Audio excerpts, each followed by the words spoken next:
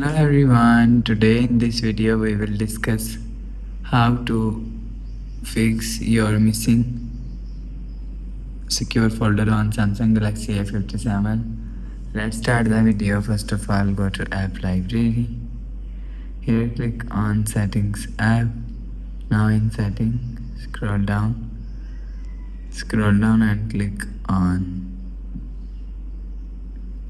security and privacy. After click on security and privacy,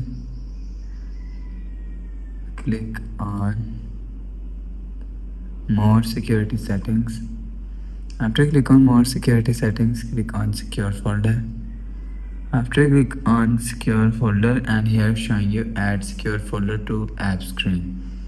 If you want to fix apps secure folder missing, so turn on add secure folder to app screen button. After turn on this feature, go back to home screen. You will see secure folder is showing on your app screen. After the process, go back to home screen.